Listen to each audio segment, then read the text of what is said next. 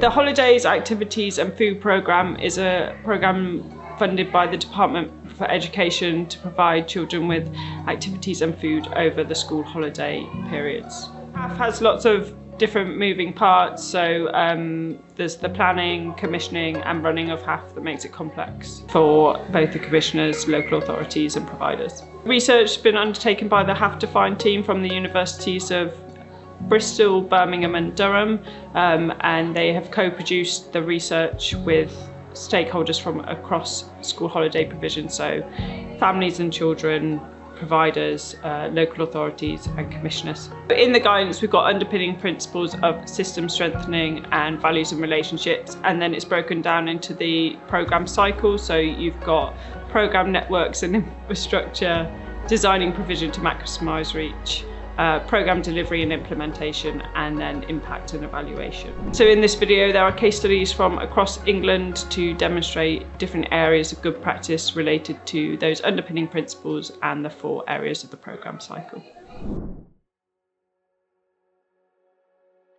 Obviously there's so many different types of organisations that are operating HAF, so sports organisations, youth groups, church groups, real community hubs, even like criminal justice groups, and they all have their specialisms. So we're trying to encourage some swapping of skills basically within those organisations. So where some are really good and strong at cooking and food-based workshops, and others are really strong at particular sports-based stuff. So, for instance, my idea this year was to do a street art wall. So we've collaborated with Age UK. They've got a wall, an internal wall, which we've painted white, and we're going to have an artist who's going to guide the children in producing street art that will help with the dementia care centre residents. So they've given us a brief of what they would like to see, bright colours, things that remind them of Newcastle and Gateshead. And then the artist is going to work with the young people designing and then spray painting. We do some partnership working as well with some local charities. One of them, the main one we partnership work with, is called the Haven Community Project. I have very recently jumped on as a trustee, but like the last couple of months. But prior to that, I wasn't a trustee. I was just a volunteer there myself. So we'll do partnership working with them. We will use their building, their charity building sometimes. Sometimes with my older groups, we'll do a workshop, and I'll use, as an example, we customised trainers for one of our workshops last year, and they had 4 hours a day, 4 days for the week, and they needed more time. So they were, begging, can we go to the Haven and can we keep going? Can we keep doing the work? So our clubs were more like 6 hours for that week. But that's because the Haven allowed us the extra 2 hours to be able to just set up camp, get out all the customising stuff and allow the kids a little bit of extra time. I'd never deny the children extra time. A lot of these providers, they haven't had a relationship with the council before, and kind of the whole procurement process. So we've slowly been kind of building up their capacity and the expectations of the council in terms of due diligence. So in the future, if there is any other kind of grant funding that they would be eligible for, they kind of know the way of things and what's required in order to get that. So relational commissioning is something that's encouraged throughout the whole of the commissioning hub with children's and families.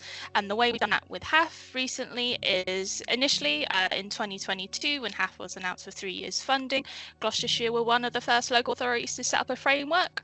And at the time it was great. We was able to get some really great providers on. However, through conversations, meeting with our providers, we realised it was too difficult, especially for those smaller local VCSEs that naturally kind of bring in some really rich community engagement.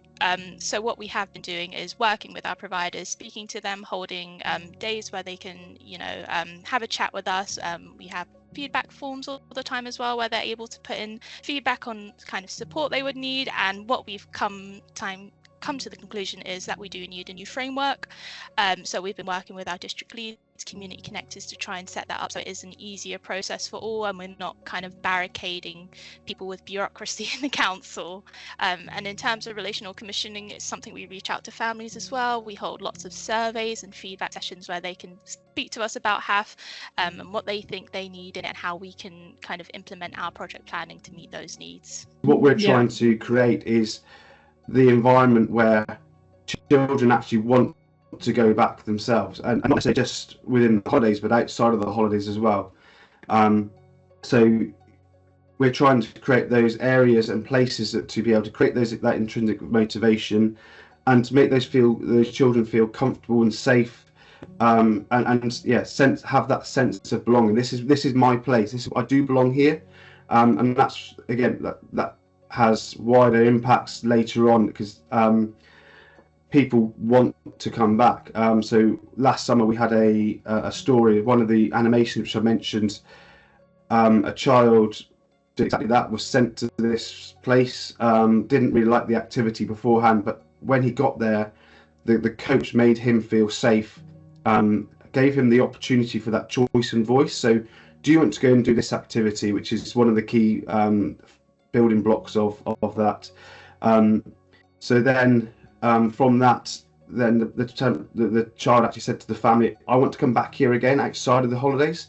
So then they have the autonomy, because it's the challenge for those young people was set just right. It's not about being too hard and then they give up, or too easy and they give up. It's about having that challenge set correctly, and that's something which we're building on at the moment, and hopefully has a long-term impact around making sure those children helps build those relationships between provider and the families and children. I also have give all of the parents the opportunity to reach out to myself via email or a parents WhatsApp group if they decide to join it, and they can ask additional questions if they've got anything. So the main purpose of that is for me to broadcast any information that I need to. So I don't know, for argument's sake, I might remind everybody that tomorrow we might have the water sports stuff out. So don't bring your kids in the best. Make sure they've got grippy socks on, or socks at the very least, or wet shoes or whatever. Or it's going to be hot tomorrow, put sun cream on them all, please, and send them with hats. I'll use it for that. But it's also an opportunity for the parents, especially those that are on the anxious side, because we do have a few parents that are quite anxious, especially if their child hasn't attended club before. First couple of days, they just want to know how he or she is getting on throughout the day, that sort of thing. I encourage parents not to call me, because I'd let them know that my focus is on the children.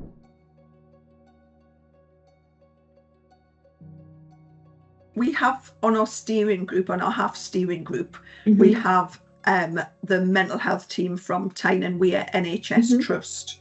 And I think that is why we do have good mental health provision. So in our standard HAF clubs, we have a mindfulness coach who's going around and doing whichever one she can with the young people, with the children, the younger age group. In 2022, during the first year of HAF, we realised that there were a lot of really positive wider impacts that we weren't collecting from what the DFE had asked us to collect. So because of that, we commissioned a consultant, Julie Close, who has worked a lot on theory of change before, and through that we've been working with her to kind of identify those wider impacts, but also identify any emerging needs. So what she has been doing is working with our district leads in each 6 districts to kind of identify a goal that they'd like to reach within HAF. So whether that be having year-long provision, or making sure the offer is universal. It's just something that they can see in their community that they'd like to approve, and how we can work with HAF and funding to secure that. It's really valuable having the district leads on our team, because they challenge us, which is, it doesn't sound great, but it is good, because it makes us develop more, and they give that different perspective. So like we have lots of different district leads. So in Gloucester, like I said, we've got a VCSE organisation leading it, but in Cheltenham we have their local district council, and they are really strong on kind of safeguarding and making sure everything's robust. So they've helped push the boat out more with us and getting more kind of flow charts in. So I would say it is super beneficial having them on the team. They're hosting a Half Plus conference showcase at their venue. So what will happen is we'll bus in about 30 to 40 young people. In the morning, they'll be able to do activities like entrepreneurship, climbing, cooking their own lunch. Then there'll be lunch. Then there's going to be some presentations by the young people and some videos. Then there's going to be a optional panel, because the idea is we're inviting lots of dignitaries and VIPs along to try and persuade them that Half Plus is something that should continue past the end of the funding, which is March 2026. And then the afternoon they can swim or they can do other activities, and then we'll just bus it all home. So with our providers, we have quite a variety. We've got some really small local VCSEs, and then on the other end of the spectrum, we have really big national providers, and we all want to give them a level playing field. So what we do is we offer free training to all of our providers, and as of 2025, we've offered about 16 different courses to them over the course of years. So that's multiple rounds of courses, but 16 different types. So there's a variety of different topics we use. So for example, around accessibility and inclusivity, we work with a charity called Active Impact, and they've hosted a number of sessions around reasonable adjustments for providers to use, as well as working with neurodiversity and things along those lines. We also have 2 nutritionists on our team who have delivered on nutritional education, as that's part of the DFE framework, and we've also worked with them to develop their knowledge on signposting, safeguarding, and all the kind of key things we need to deliver HAF safely. And on that kind of vein, there are some mandatory training that's providers are required to take, and that is around safeguarding, GDPR, and allergy training. The reason why we do offer this training is because we want to build capacity with our providers. So that does include things like first aid that they can go on and utilize in kind of activities outside of HAF in their own time. So we really do want to build the capacity within our providers to carry on when HAF may not be here in the future, so they have that experience, that training. So if there is another bid from the council that they can bid on, they're able to go through that with a lot more ease and understanding. We meet regularly with our providers. We used to do big provider events in the county where all 90 attended, and that was a bit hectic. And since then they have their district groups, so in each 6 districts they meet regularly with their providers in person, so there's a chance to network, discuss how's it been going, what the challenges are, which is all then fed back to us, and we work on that feedback to basically improve the situation. So some of it is mandatory, so for example safeguarding training, and then also the level 2 food hygiene, which is I think a requirement from the DFE. So they're all the training's free that's offered, so it's just basically trying to get them on a computer or in a room, so they are able to attend that, and most of the time providers are happy to get this free training, because it might not just benefit them for HAF, it might benefit them around the year with their activities. So they're usually more than happy to train up with us. And so a lot of what we talk about as well is role models and role modelling.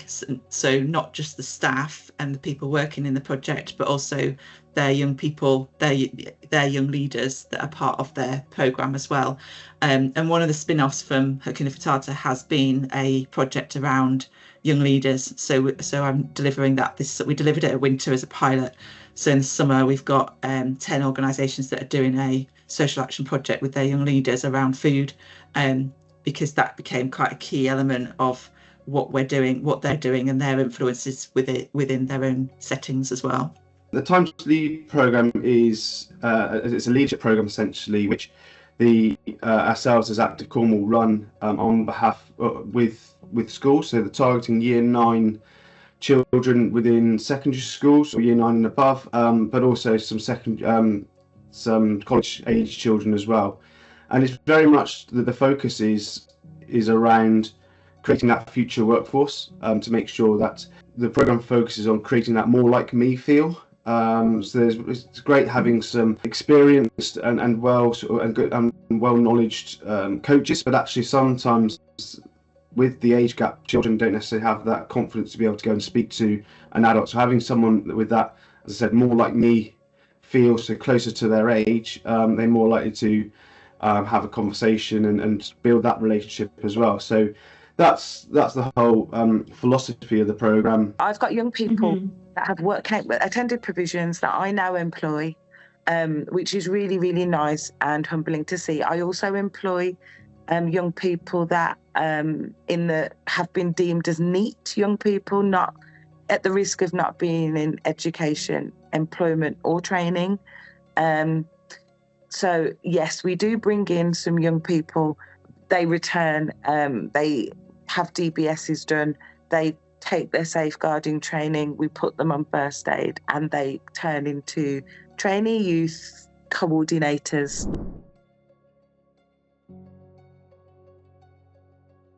I think for us, it's having the connections with the right stakeholders. So within Cornwall, we've got a lot of community link. We've got, I think, 12 or 13 community link officers. So they look after the relationships of different areas of the county. So there's like Penwith, which is sort of right there in west of the county. North Penwith and East Carrier is sort of like the Cambourne, Redruth, Hale area. So we work very closely with them, and a number of those have, as part of their own work programs, focusing on children, young people and families. So there's just some strong links there to be able to link in and create those connections. So I think that's one of the key bits, is making sure that we've got those connections with and relationships with the stakeholders. So we initially started working with a distributor who came through like some of the working groups that I have with public health in Birmingham. So some of the food systems type work, and working groups that have been set up. So some contacts came that way, and Warburton's I think came through. I mean, they do charity offers. So it was just making contact with the right people. Another organisation we work with is Fair Share. So we have the kind of high quality produce boxes, but we also do some links with Fair Share in terms of using surplus.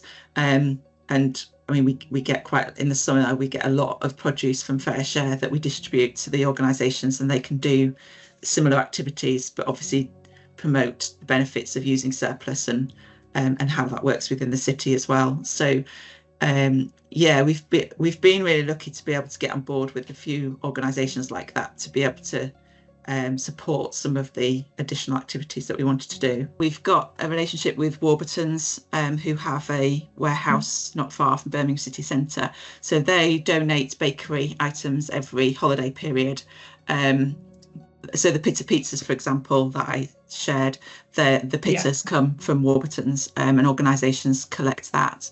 I've worked with other organisations, and it has changed over time, but Morrison's and then some distributors of produce, like corporate organisations. So working with Oakland's at the moment,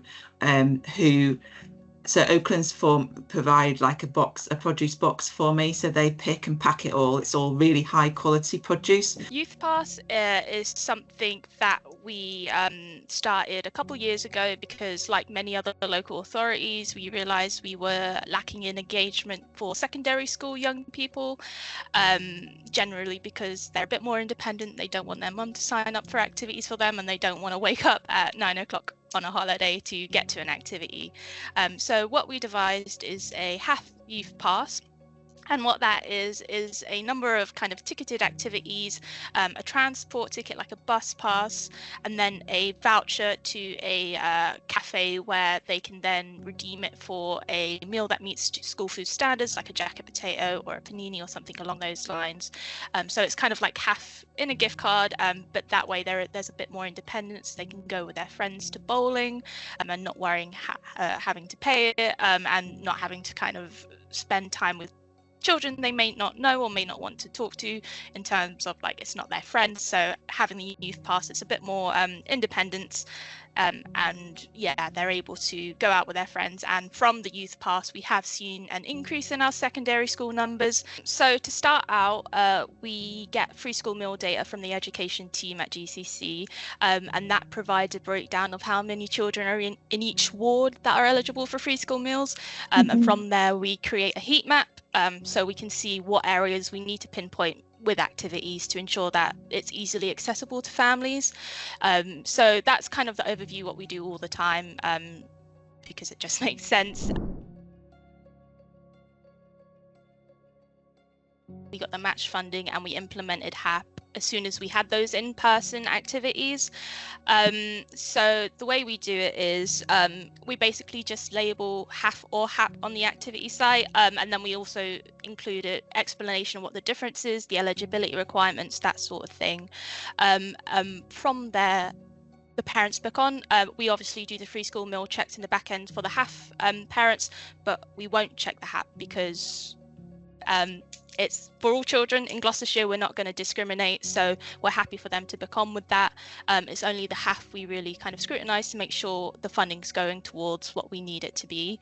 Gateshead has a very high Jewish population who are obviously not in state school provision, but we have done the statistics within our own public health that works out that a substantial amount of the children in our Jewish community would qualify for free school meals if that was an option. So we give 3% of our provision that the D&V gives us to the Jewish Community Council of Gateshead, and they put on holiday clubs for their children who are most in need.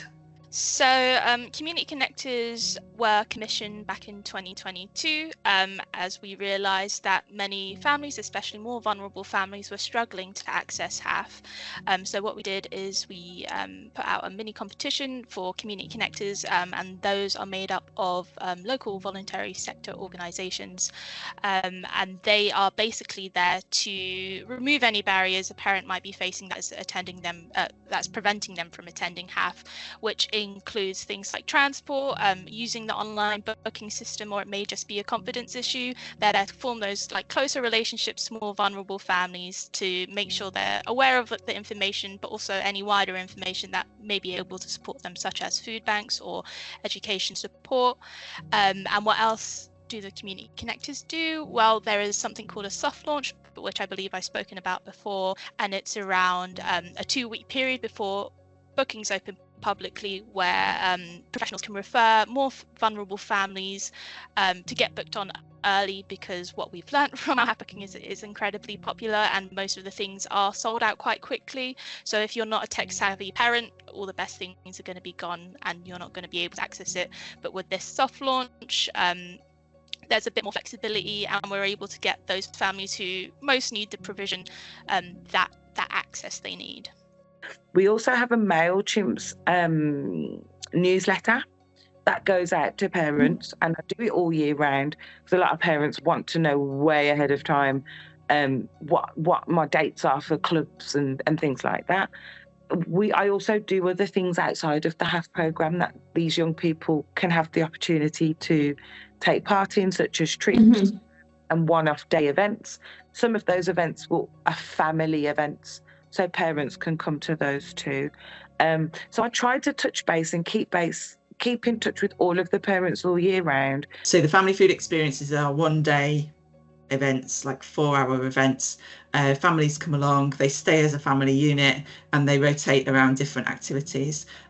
Most of them are practical food-based things similar to hakuna frittata, so making like a fruit sundae, or making healthy pancakes, or a smoothie, or whatever it might be. But then we also incorporated some taste tests and some quizzes in in a fun way. With the booking process, I don't use the HAF booking process because there is a little bit of a generic feel to it. The reason why I don't use that is because there's a lot more information that I'd like to draw and take about the young person to make sure that we can in fact meet their needs. So that's the first thing. So the booking process I manage myself through my website. It's pretty much the same. It's a link, you click on it, it takes you straight to the page. But we will ask questions such as, does your child have a diagnosed or undiagnosed spectrum condition? And if so, what is that? We will ask them to be open and honest about their child's behaviours. And we're open in the form by saying to them, the reason why we ask this is so that we can, as staff, identify their triggers or identify what they best like to make sure we don't get to that point. So ways of which we can prevent rather than have to provide a solution to. I've mentioned the Metro Centre, which is our shopping mall. They have a community area. It was identified by the young people when they designed Half Plus that the Metro Centre is the easiest and best and safest place for them to come to. It's got great transport links, it's well lit, it's open really late. So we do have a lot of activities in the Metro Centre, and they've given us a community hub. So we will be there at various points over the next 4 weeks. So if someone comes and says, I am digitally excluded, well, they wouldn't say that, but they would say I haven't got a phone. I can give them paper vouchers for their the cinema. I can give them paper vouchers for their food, and I can book them onto the activities. For example, I can see you've written the half marathon medals there, and this is kind of a scheme that was introduced by our Gloucester district lead and is slowly spreading to all the other districts now because it is such a great scheme. And it's basically a chance for a half child to win a summer medal, and it's usually presented at the end of at a fun day event on a stage. We try to get counsellors involved and sorts so they can get that medal. And the way they do that is they sign up for a booklet.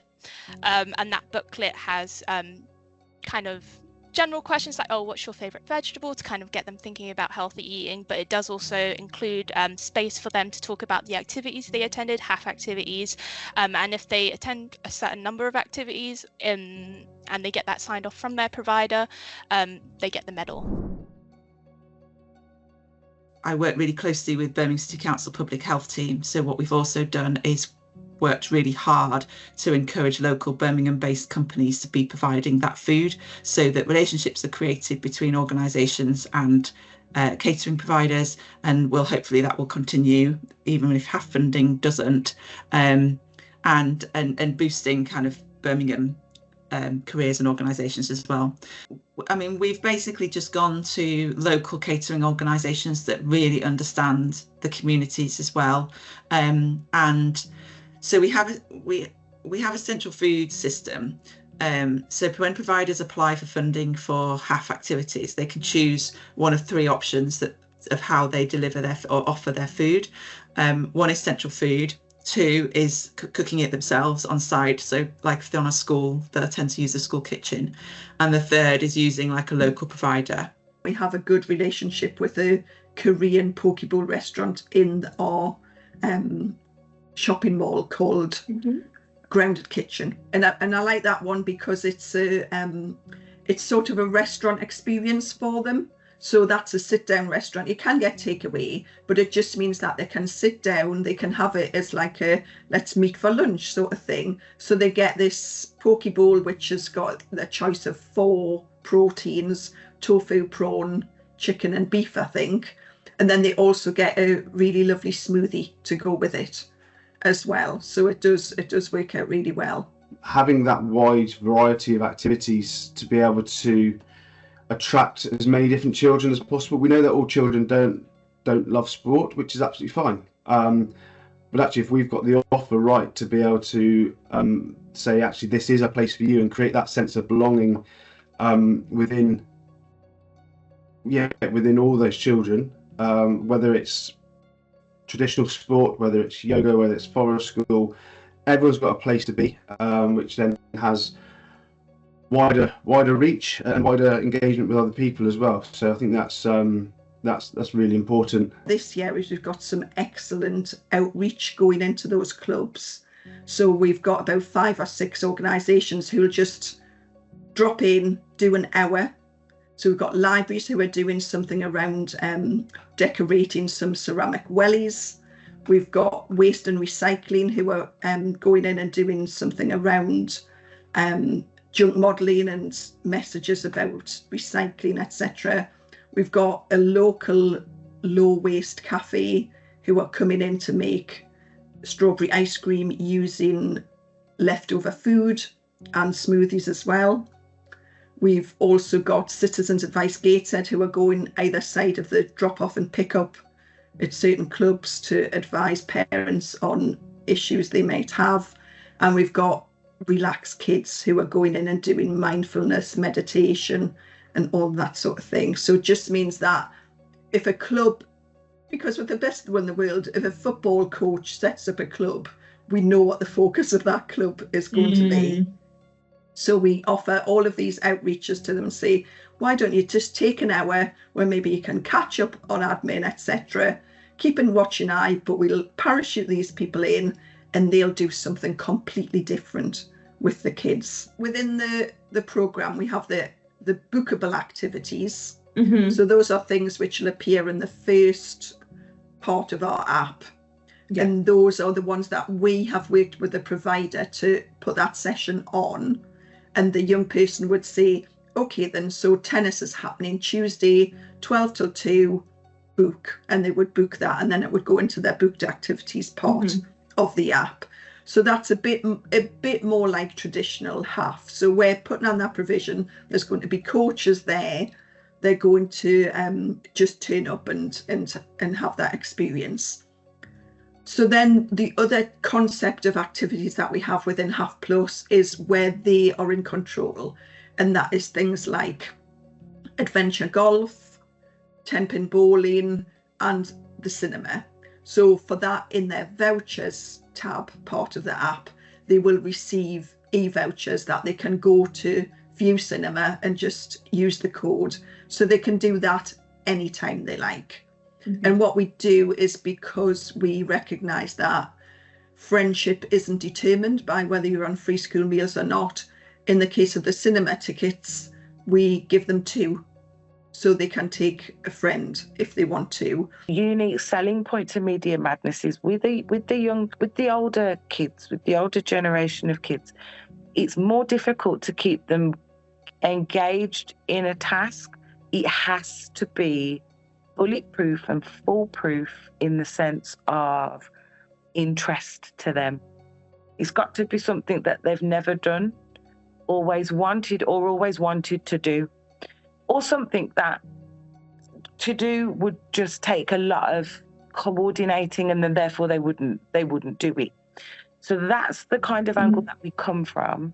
We do try our best to bring in somebody that is known to the young people, because that in itself brings the willing in the young person when they attend club every day. So working with Lady Alicia was fabulous, because all of our young people, not only did they know her, but they were kind of in awe to work with her. So straight away, they were all paying attention. They were all doing their best to listen, and they were all trying their hardest. It made staff's life so easy because we were there then to just support them through the tasks. Hakuna Matata is an enrichment project. I think we've got around about half of our, actually maybe a bit more than half, but about half of our providers in the summer will be delivering Hakuna Matata. And it's just really an opportunity for them to deliver practical, interactive workshops with their young people to do stuff with food, really. I know that's really obvious thing to say, but it's just providing them with resources, equipment, training, ideas and confidence to be able to run those practical cooking sessions for young people. So we started off with cold food like fruit sundaes, fruit kebabs, fruit-based activities. And we've gone all the way through like salad shakers, healthy pot noodles. We've done like pita pizzas. We've done soups. We've done all sorts. What I did with the training is basically designed a training program for community organisations to attend. So it's called "Let's Talk About Food: How to Have a Healthy Conversation," and it's face to face. So we do practical sessions as part of it as well, because I think it's really important that they've had the opportunity to do it in a safe environment, practice it in a safe environment, and then feel more prepared to run that session with a group of children, and a bit like you would go on a sports coaching course, netball, hockey, golf, whatever it might be. You would play that sport as part of that session. You would do some of the exercises and the drills. I've just done exactly the same, but from a cooking perspective. So the theory talks through how to talk about food and have a healthy conversation is our language that we're using, the terminology we're using, our how we kind of check and challenge young people and some of their thoughts and influences around food and nutrition, but also a little bit into lifestyle behavior choices, those sorts of things as well. And looking at some of the theory around feeding practices. So I've done some work with Loughborough University that have analysed some of the Hakuna Matata project, and they've supported with some of the ways in which you can enable young people to develop their food tastes and their preferences. So we've incorporated that into the project as well, so that organisations feel confident in that they need to offer. So there needs to be a wide variety and balance of different fruits and vegetables over a sustained period of time, and different ways that we can do that and how we can bring that into their programme. So with family ticketed activities, we use both HAF and HAP funding. So with the HAF ones, following the DFE stipulations, it's a bit more stringent. So it's a provider usually who hires a coach, picks up the family and takes them there together, and at the end they get a coach back, sort of like a school trip. But with HAP we are allowed a bit more flexibility with kind of the stipulations, and what we do is we offer tickets to organisations, and we have an understanding with them. It's like, we're going to buy this many tickets. Do you have codes we can use? Those codes are then shared with families who can book on to them and get access to things like the zoo, Rococo Gardens, theme parks, water parks, that sort of thing. So it's giving them a bit more independence, and families are able to attend together as well. So it's more of a family activity rather than kind of a community day trip. So there's a bit more independence, and it's probably an experience they might not have experienced before. It's hard to experience, so giving them that opportunity to spend time together as a family, we feel is really important, and the feedback we've received from families is that they feel the same.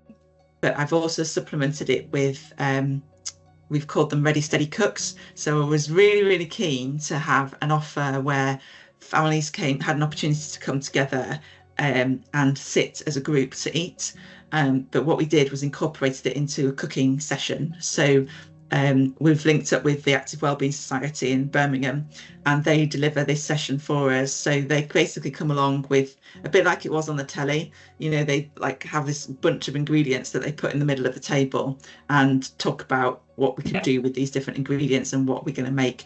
Obviously, it's a bit more structured for in that environment because we need to be able to make the meal that they're going to make. But it's always a 2-course meal. So they make like a main and then a pudding. But we will always have a final day of club, especially over summer. We go out with a bang. It's a bit of a celebratory day.